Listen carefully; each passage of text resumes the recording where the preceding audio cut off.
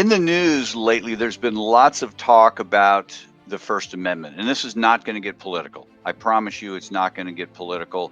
Um, but the First Amendment is really the cornerstone of the United States. We have the ability, and if I have people from other countries, it's we have the ability to say what's on our mind, and that's just it's a beautiful thing about the United States, in other countries as well. But it's we have sort of a free flow of information, and we have that right. We can criticize the government. We should be able to criticize the government. And I know that kind of touches on some political stuff, and I'm not going there. But generally speaking, for 200 plus years, as long as the United States has been around, as long as we've had the First Amendment to the Constitution, um, we know we have that right to freely express ourselves. Now there are some limitations to it, and there always should. There are, with every right there are limitations. The one that the Supreme Court has said is that you can't shout fire in a crowded movie theater. You can't incite panic. The other thing is that you can't incite violence, and those are limitations on free speech. But beyond that, you can certainly say the things you want to say, or should be able to say the things you want to be able to say. You should be able to express an opinion, whatever it is. You know, I don't like this president. I don't like this senator. I don't like this. I don't like this policy. And people freely do it. If you look on YouTube, if you watch mainstream news, and other news outlets, that people are sharing their opinions. And it's a powerful, powerful thing. You may not like it, but they have the right to say it. And that was a landmark Supreme Court case where the Supreme Court the ACLU was essentially representing, um, I'm trying to think. People, they were, there was a parade in Skokie, Illinois. It was a very anti-Semitic parade, and the Supreme Court said, "Yeah, you may not like it. We don't like it, but they have the right to say it." And I'm shameful. I went to law school. I should remember the name of the case. Anyhow, um, First Amendment. We have the right to say the things we want to say, and that's great. But I hear people who will say things and they're like, "Well, I have the right to say that." And while you have the right to say that, you have to understand that there's an obligation or responsibility too. And that obligation or responsibility is that you need to endure, or live up to the consequences that come with saying whatever you want to say. Um, somebody, well, again, I don't want to dip my toe too much into politics, but the Dixie Chicks said something bad about the president, and they were essentially canceled for that. Roseanne Barr, same thing. You know what? They had the right to say those things, but they have to endure the consequences, right or wrong.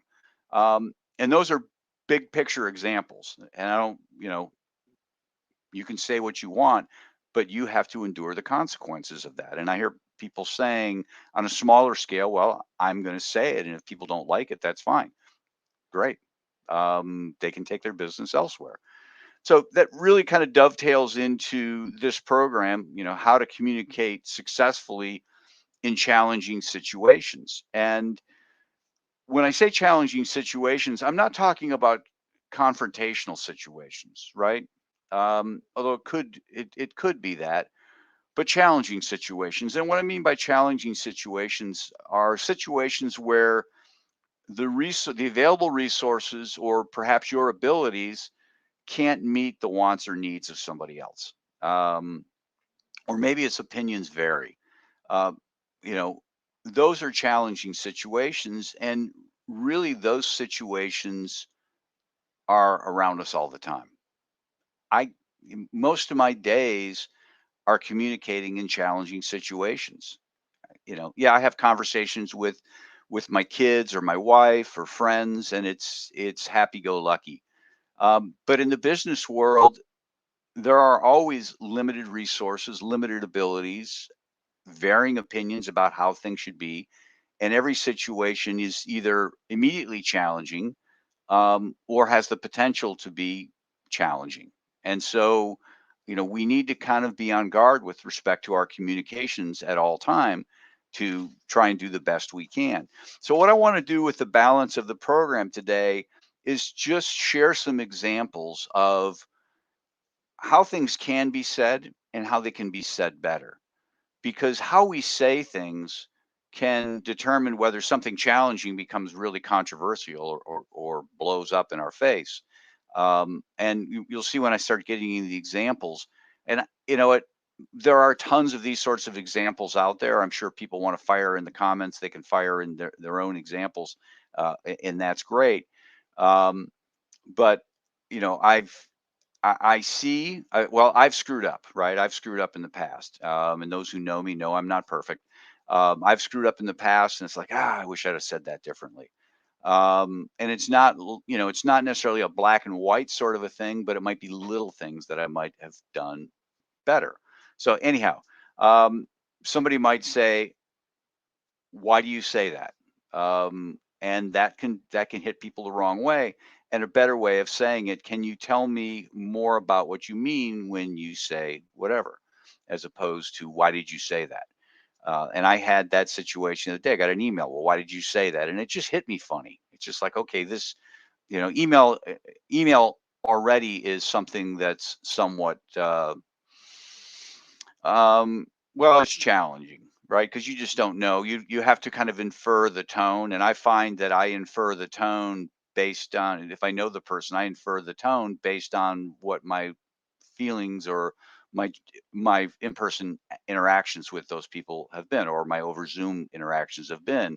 And if they're somewhat challenging or confrontational, then I kind of read that into the email as well. So that's certainly one example. I have a series of others here. I'm gonna just got to work through my notes.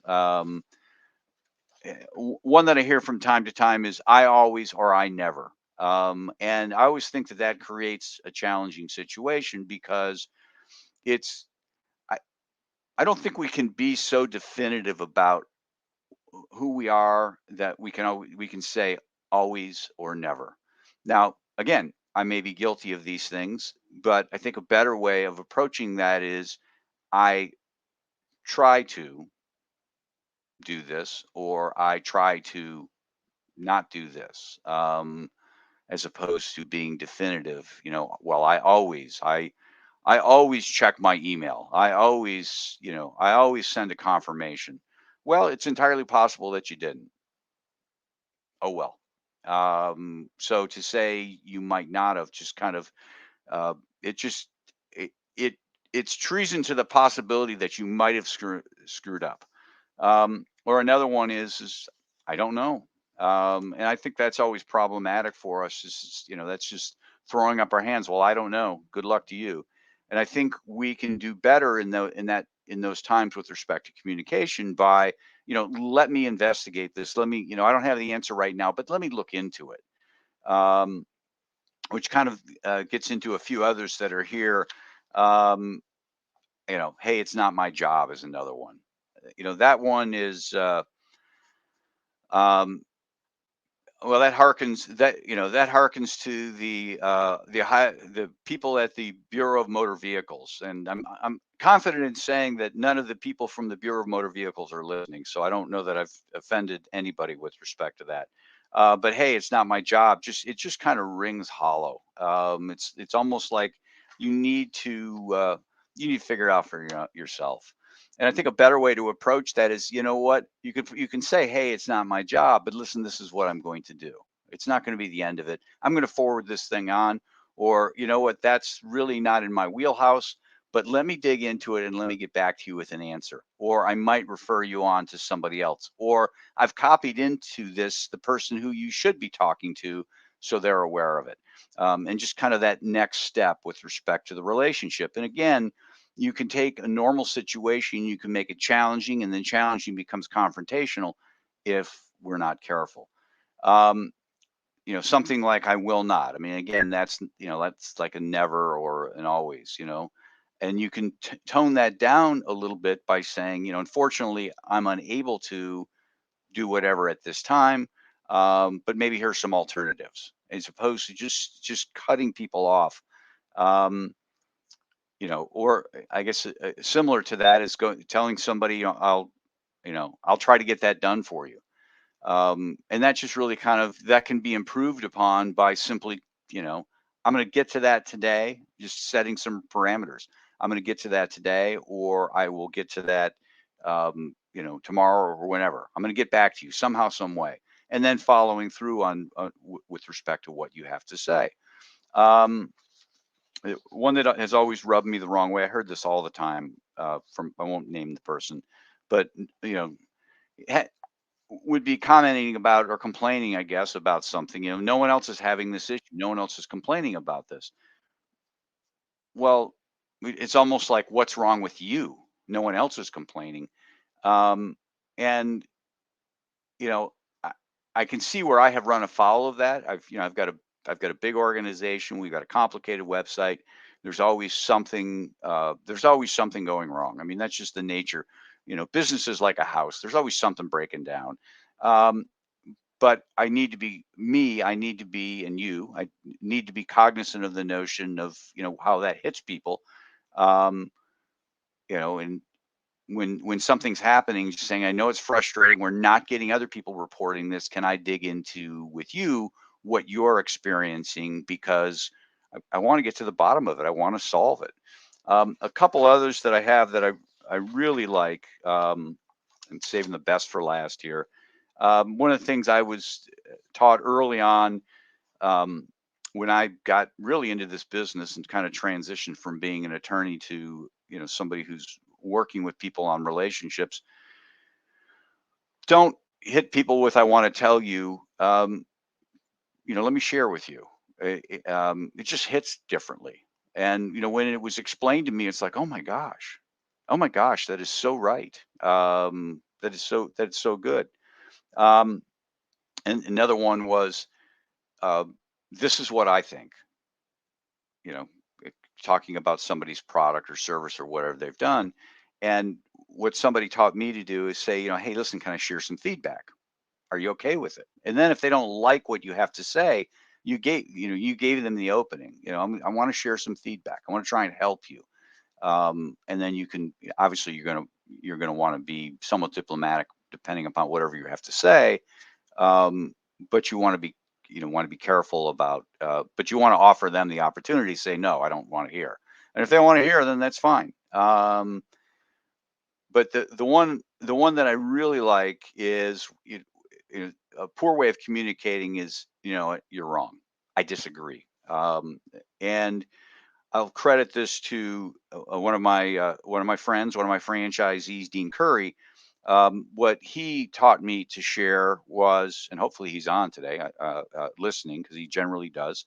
Um, what he taught me is, rather than just telling somebody you're wrong or I disagree, to say something as simple as, you know what, lots of people think the way you do, and I used to think that way too, but this is what I discovered. And then you lay out why you disagree. um, and it just hits so much better to communicate that way, because you're basically saying is that, okay, you're not saying you're wrong, but a lot of people think like you, and that's okay. Um, and I used to think that way, and it kind of, they're, I don't want to say it's lowered their guard, but you're not hitting them across the head with something.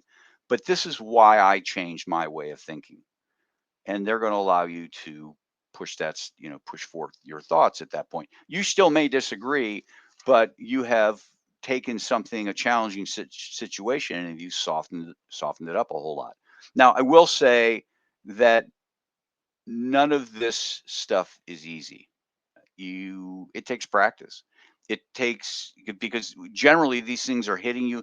Even email, it's hitting you, and it's at the speed of business, and people, on the phone or on a Zoom, and people want answers. And so you need to somewhat practice in your mind how these things will play out. You need to be very good at taking a deep breath and counting to 10 under your breath, if you will. With respect to emails, you need to, unless an answer needs absolutely right now, in most of the cases, that's not the situation. You need to be willing just to kind of sit on the answer and think on it, maybe sleep on it if you need to. Certainly write notes, to yourself, or jot out, hey, these are different ways that I can approach these situations. As I have with Dean, I've noted, he shared that with me, and I noted it, and I try to use it as often as I can. So um, think on these things. You know, you have the right to say whatever you want. You can say, Frank, you're full of it. I'm just going to tell people they're wrong, and that's just who I am, and I'm blunt. And great, you're welcome to do that. You have a First Amendment right to do it. Say whatever you want, certainly in the United States. But you have to live with those consequences, and sometimes those consequences can come back to haunt you. And so you want to, relationships aren't easy. You want to preserve them as much as you possibly can.